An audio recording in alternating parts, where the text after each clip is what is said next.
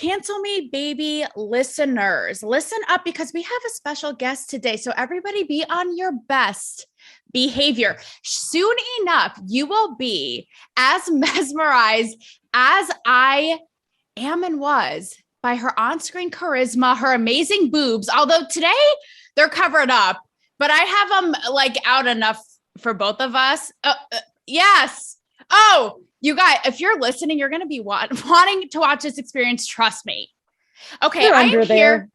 They're under there. I am here, guys, with Misha Reeves. She is the star of this new dark comedy horror film, Val. And I want to tell you, Misha, I get a lot of PR, upcoming movie press opportunities. And I saw this and I was like, I'm gonna want to interview her. This is gonna be fun. This is gonna be real ass fun.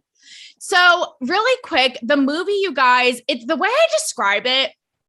It's kind of this like old Hollywood glam, Victorian, sexy, dark, twisted vibe, like horror, but not gory, and really fucking fun. So welcome, Misha. Thank you. Thank you so much for having me. Absolutely. So we had DM'd a little bit before this, and I was like, you killed it in this movie, pun intended, or not, take it how you will. And you were like, we had the best time. And I have to tell you, I had FOMO. I was like, this is a good time they're having. You could tell. Oh, we had the most. We actually dubbed the entire experience Camp Val because we were all living in the mansion where we were shooting it, cast and crew. And since it was mostly night shoots, we would basically like kind of get up around 2 or 3 p.m. and hang out in a kind of groggy way in this weird mansion in Ojai. We're talking, we showed up and there was a full-on sex dungeon in the basement. It was a little bit haunted. So there was a lot to talk about while we were there. And we just had a blast the entire time. It was super fun. What with was our the weird sex dungeon? Well, I was just going to say, and by the way, just really quick, is being on a show called Cancel Me Baby, are you like, oh shit? Oh, yeah, it's going to happen eventually. I feel like let's get it out of the way. Let's go for it. So being in a sex dungeon, because that's the vibe. I'm telling you, like you feel like, and guys, really quickly. So in the movie, Misha plays, this is why I love it. She's an escort, air quotes, and a demon. And we're going to get into the sexuality of it all, but it's very, what's the word I want to say? Edgy. It's edgy. So sure. The sex dungeon, was it sexual? Yeah. So actually what, without giving too much away, it is where we keep a lot of mannequins in the film. But when Aaron and Victoria showed up to scout the location, Victoria, who is our producer and was also in the film, she's a very fun-loving, free kind of person. She was like, what is this basement? This is so fun. And there was this little chaise lounge that, is like zebra print. And she's like lying on it. She's like, wow, how fun. And she starts noticing that there are like wrist and ankle straps attached to it. And she takes a moment and she starts taking in everything else that was in the room. And Aaron's like, get off of it. Please get it. Stand up. You don't know what happens on that. Please stand up. And she's like, we'll take it. Thank you very much.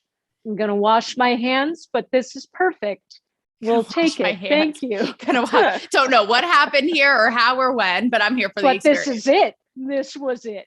That is so funny. So I was reading, the Emmys were last night, and I was reading today about how these award shows are it's really existential because, and I have been to them all. Like I sat front row at the Emmys one year. I've been to the Oscars. And it's really fun, right? And it's an extravaganza, but they are just plummeting. Like the views are really sad. And it makes me wonder, like, what is it about these mainstream, right, sort of things in Hollywood and entertainment that people are just like tapering off, like people aren't into it.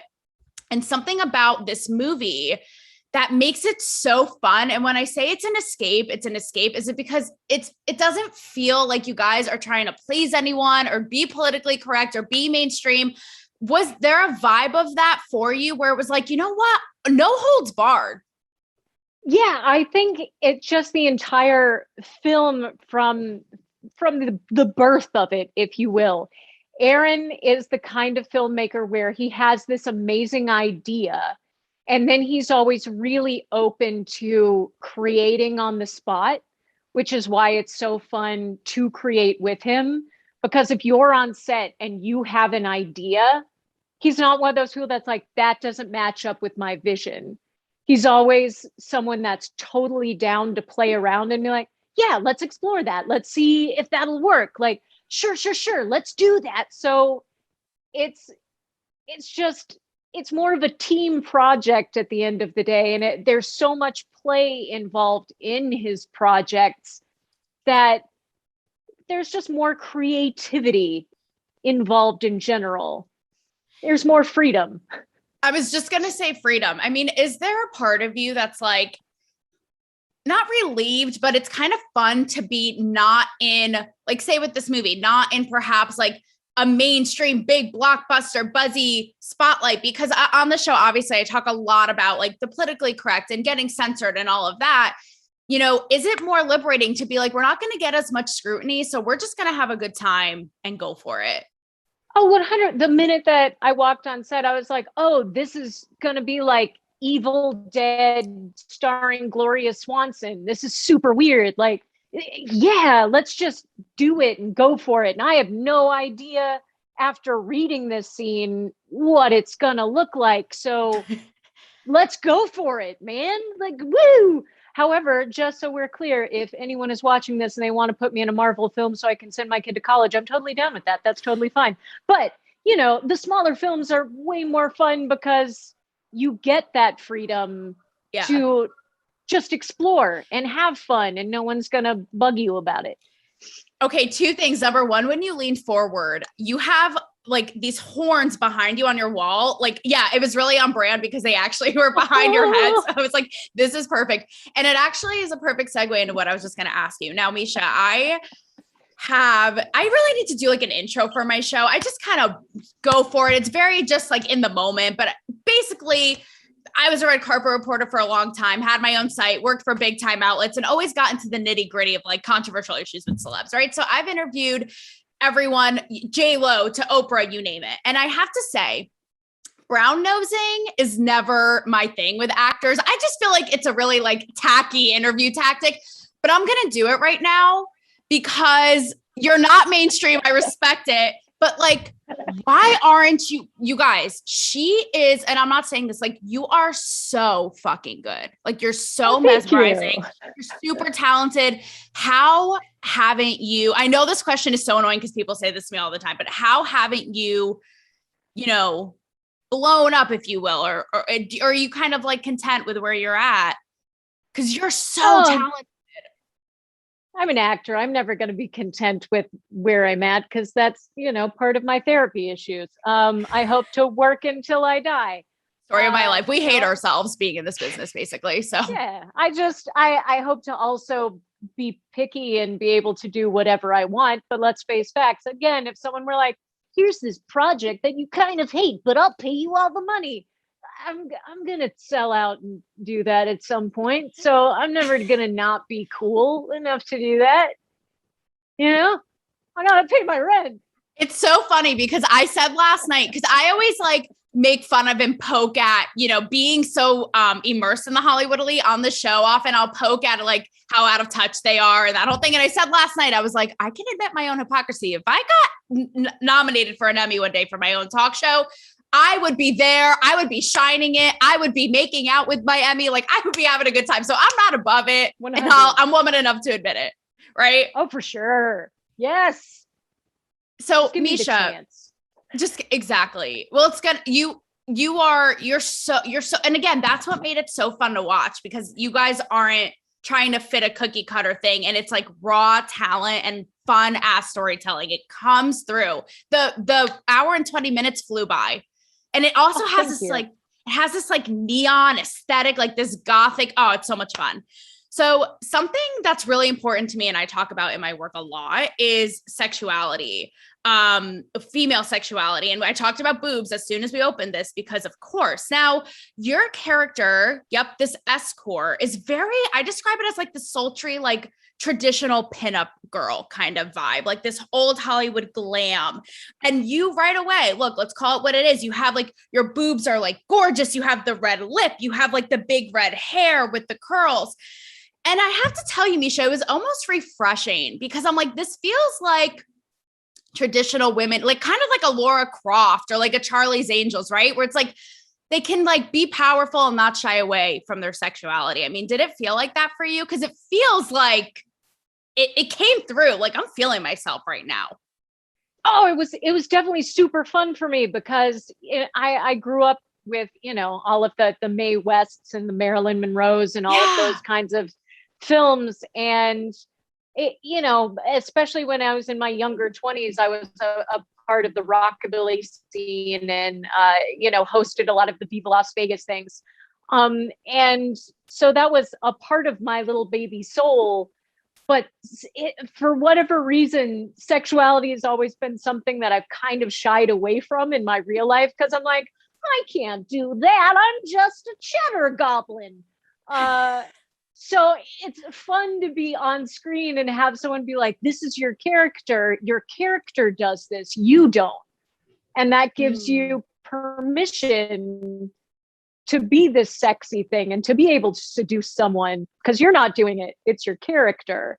And it was really fun for me to just not care and to be able to go that far and to be able to really become a Mae West, a Gloria Swanson, a Marilyn Monroe, and to just inhabit this other human being for a while that normally I would be so embarrassed. I'd be like, oh, I'm sorry. I didn't mean to do that. I don't act like we're so joking. Funny. JK, She like does the, like you're waving at the person, they're not waving at you. You're like, cool, got it. Like air guns. I'm finger guns girl. 100%. Right. I'm like, pew pew. And we're kidding. We don't do that. So it felt good funny. To, for once, be that person and to be like, I'm crawling on the ground and I'm being sexy and I'm not going to make it into a joke. Because that's who I am. And you know what? I think there's something so classic about it. And the reason I am so vocal about this is because I feel like we're, again, like the PC, we're in this moment where it's like people go against that in the mainstream because now it's like they're trying to prove a point because they're like, we don't want to be in the, male gaze, like patriarchal view of a woman. But I'm also like, but see, I don't agree with that because I love even, this is like maybe a cliche example, but even the Kim Kardashians, right? It's like, she's like so curvilicious, shows her bod, maybe more of it than we perhaps need, but then she's over here studying for the bar. So it's like, I just feel like there's power in both. So why do we have to shy away from that and bash it as it's if it's this bad thing? Like you said, the Marilyn Monroes, and you have so many lines in this movie where you're like, I'm powerful, sweetheart, and don't forget it. And the sexuality is really a part of that. So from my vantage point, I'm like, let's do it up. Oh, for sure. And I think just in society in general, the pendulum's always going to swing one way and then swing the other. And at some point it has to meet in the middle where you figure out I have power no matter if I choose to use my womanly wiles or if I do this, and it doesn't matter how I have power or how I choose to use things. You can be powerful and wear a push-up bra, or you can be powerful and cover yourself up entirely. It doesn't matter. How you use your womanly power is how you have power. It's an individual thing. So don't be afraid of it, however you use it. I just happen to use my tits in this film and it worked out great. So good. Good. Listen, I have my mic. By the way, we're popping the cherry of this brand new sophisticated mic I have. And if you notice, I literally have it a little bit to the left because I'm like, we got to show the cleave. I mean, it's part of the draw, but that's my point. It's like, you know what? One doesn't negate the other. And it bugs me because it's like now in society, it's like, no, we have to show women this way to take them seriously. And to me, it's like, that is like so archaic and old school and backwards. 100%. It's like, no, man. No, absolutely not. I hate all that shit. Don't tell me what to do. Come on. Period. Now, quickly, because I have 2 minutes, you're a mom. And actually in your in your Instagram bio, it says punk rock mom. So I'm like, who are your kids? No, but with all of this said, like, are your kids, when and how are they going to watch this movie? Oh, so my 15-year-old son is actually coming to the premiere here in Hollywood. I'm sure That's he's going to be he's going to be a little less than jazzed to see some of his, mom scenes where I'm sure he's going to be like, ugh, that's normal. I have to give him some reason to need therapy someday, or else I'm not doing my job. Ultimately, I have to embarrass him in some sort of way, or else what's the point of having kids, right? I mean, do you live in LA? Because that in of itself, like, I there do. you go. Fine. Therapy for days. Yes, therapy for days. Because no, there's like kink in this. Like I said, like it's like 50 Shades of Grey. Who? So yes, your son will well, thank you for this one day, I am sure. Yeah, he'll be like, I gotta go get popcorn again. Love you, Mom. Yeah, again. Well, Misha, I have to let you go, but I appreciate it. And I love you stepping into the power in all ways and real ways, not the PC way. And guys, you have to check out Val. I'm serious. Get spooky and sexy. Right, Misha? Do it. Put your boobs out. Boobs and air guns and boobs for the road. Pew, pew, pew. Pew, pew, pew, pew, pew. Or actually Austin Powers style, like the fembots, and a combo of both. Oh old school. God. Pew, pew, pew, pew. We did a combo. How good it seemed. Well, Misha, once I'm back in Los Angeles, I hope to connect in person, and good luck with Val. I hope a ton of people see it because it rocks. It's so much fun. Oh, thank you so much. It was fun. And you're fun too. Everyone's fun. We had a good time today. Yeah, blast. Thank you so much. Thank you, Misha. I'll see you next time.